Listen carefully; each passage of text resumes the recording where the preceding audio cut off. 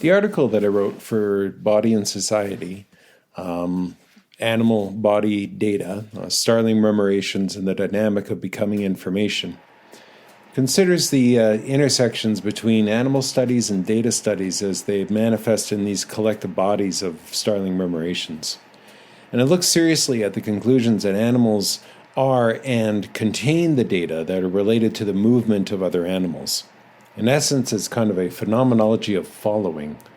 And once the murmuration was consulted as a carrier of the messages of gods, and later it was considered the psychic transference of bodies. And now, in our world today, the Starling murmuration is understood as individuals following the movements of their nearest individual neighbors. And that discovery was facilitated through algorithmic studies and tracking technologies that datafied the murmuration.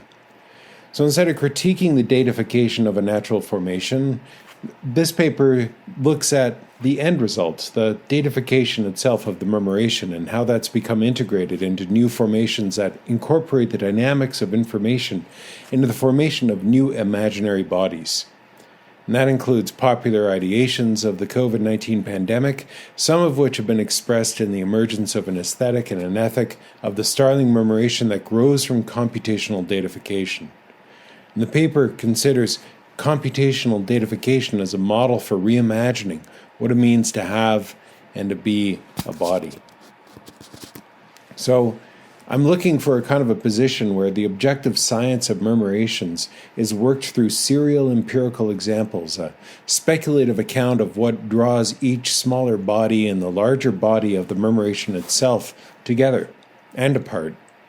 And what is the process by which a bird in the flock trusts its neighbors, and how does an individual bird differentiate between trusting its neighbor and protecting itself?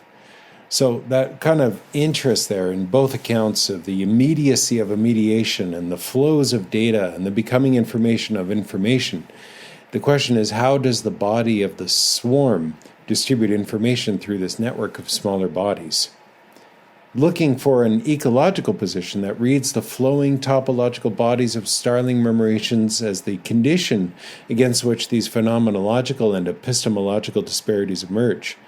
The condition is something that I'm calling a databodiment, which refers to an entangled embodiment between the data contained and distributed through smaller bodies into the larger body of the swarm, as well as a radical openness preceding the emergence of a topological body. It explores the etymology of data, meaning something given, and from the embodiment as the dynamic movement between the inner and the outer, the subject and object, inside and outside. A databodiment that bridges the dynamic forces permeating both the individual and the swarm.